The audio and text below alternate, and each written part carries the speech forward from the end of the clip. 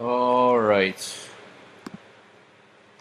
Hello, everyone. I'm Joe Nykirk, and this is my point of view presentation. All right. So I grew up in Jenison, Michigan, which is like 3 minutes outside of Allendale, and I spent a lot of my summers out at Grand Haven, sort of on the beach, hanging out there. And I'd always hear people talk about how in the future the lakes might not be swimmable because of pollution, or about how the water level is rising due to climate change and how that would damage people's properties. So I guess I was exposed to environmental issues at a pretty young age, and I don't think a lot of kids who grew up in other areas of the states were as knowledgeable about the environmental issues as kids who grew up in sort of Michigan, sort of surrounded by the dunes and all the Great Lakes. And I really want to sort of give that opportunity to those kids. That's sort of, I want to bring environmental sustainability issues more to the general public and sort of have them become more opinionated and involved in an issue that they really don't know too much about. I also traveled a lot as a kid. My grandma lives in the mountains in Etowah, which is in North Carolina. And then my brother lives in St. Augustine, Florida. So we would always take a lot of road trips down to go see them. And through those road trips, I've sort of grown an appreciation for the natural world, driving through the Appalachian Mountains or driving along the coast. But at the same time, I've also sort of become critical of a lot of those places too, because I've sort of seen how industrialization has really ruined a lot of the natural world and sort of taken away this beauty that we could still have if we sort of went different routes and didn't abuse fossil fuels and other industrialization issues like that. Cool.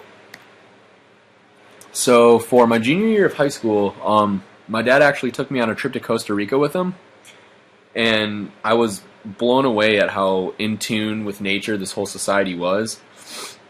Like, we would walk to breakfast and we'd see this anteater using the same path that we were, and we could see the howler monkeys just sitting on the tree line just watching us. And I realized that we don't really have that in America. We have where the people live, and then we have where the animal lives, and there's two separate places. And I realized that that's not natural at all. And in Thad's words, I sort of realized how messed up the world really was. And that's when I decided to become an NRM major in college. So NRM really wasn't my thing. It was more field work, and that's not really what I was looking for. But we did read a book called A Sand County Almanac by Aldo Leopold. And in that book, he talks about how culturally we believe that we are separate from nature, and that's really been our downfall. Because we are nature. We are a part of it. We affect it. It affects us. And because we don't believe that, we've sort of ruined a lot of our planet with this idea that these resources are for us to take, and they're not for everybody. They're just almost this sort of manifest destiny ideal, and that's really the wrong way to approach this sort of issue. So NRM really wasn't my thing, so I switched over to communications with a minor in environmental studies, because we don't really offer an environmental communication program here. I realized I really wanted to do more like marketing and campaigning for environmental sustainability programs. I really want to get involved with the wind turbines out in Lake Michigan and sort of lobbying for that, and putting up posters and stuff just to make I really just want to make the general public more knowledgeable on environmental issues, because right now there's just a bunch of politicians who are really only doing things for their own gain, and the general public has no idea about these issues, and if we did, we'd be able to actually make a lot of change.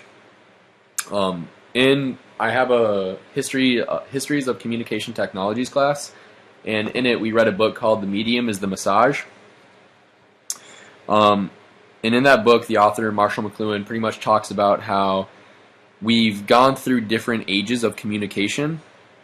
So at the beginning, before people were literate in ancient times, it was an oral age. All information was exchanged orally.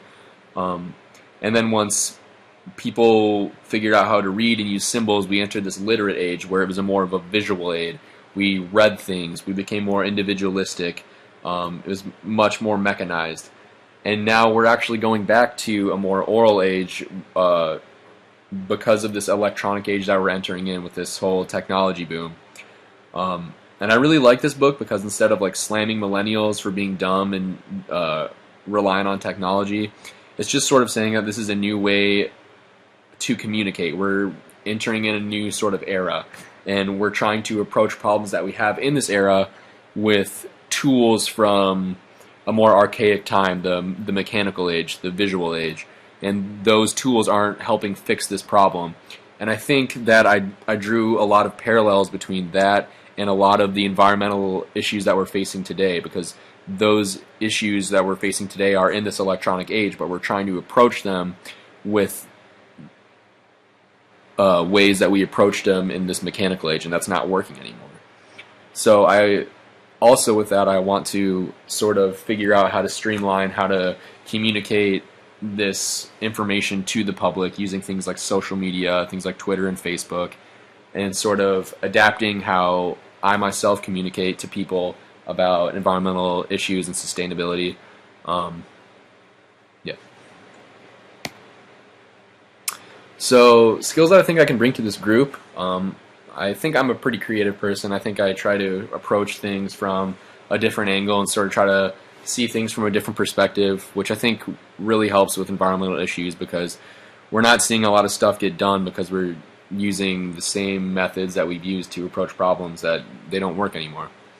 I'm also pretty passionate. This is something that I feel really strongly about. I'm going to stay focused. I'm going to try to put together the best work that I can.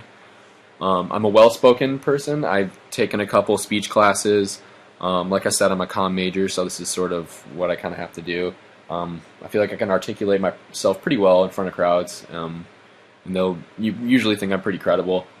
I'm a hard worker. I'll pull my own weight, do what's asked of me, get my work done in a timely manner. I'm a pretty emphatic person. If I see someone struggling in my group, I'll sort of stop what I'm doing and try to help them out however I can. Sort of get them back on track and sort of keep all of us going at the same pace to get our project done at a good time. I'm also a team player. I love collaborating with people on different things, whether it be like music or projects at school. I like brainstorming and just sort of coming up with a big piece, the big project of that sort of, you can sort of see everybody in the project, like everyone has their own signature, just so you know that everyone really put in all their work for it. So yeah, that's it. That's my works cited, and yeah, thank you.